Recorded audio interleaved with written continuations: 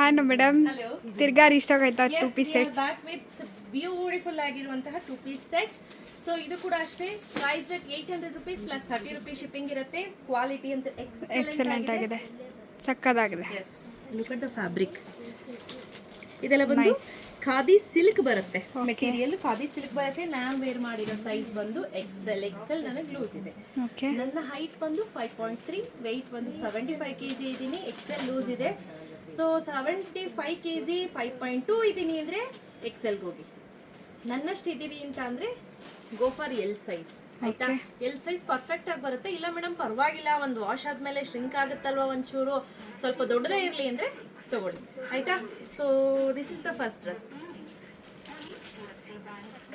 ಏನ್ ನೋಡ್ತಿದ್ದೀರಾ, ಇದು ಒಂದು ಬ್ಯೂಟಿಫುಲ್ ಆಗಿರುವಂತಹ ಅಗೇನ್ 2 ಪೀಸ್ ಸೆಟ್. ಬೋರ್ಡ್ ಅಥವಾ ಬೇಜ್ ಕಲರ್ ಪ್ಯಾಂಟ್ ಅನ್ನ ಕೊಟ್ಟಿದ್ದಾರೆ.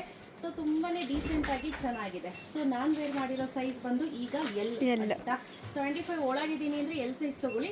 ಮೇಡಮ್ ಒಂದ್ ಸ್ವಲ್ಪ ಶ್ರಿಂಕ್ ಆಗುತ್ತಲ್ವಾ, ನೆಕ್ಸ್ಟ್ ಸೈಜೇ ತೆಗೆದುಕೊಳ್ತೀನಿ ಅಂದ್ರೆ ನೋ ಪ್ರಾಬ್ಲಮ್, ನೀವು ಎಕ್ಸೆಲ್ ತೆಗೆದುಕೊಳ್ಳಿ.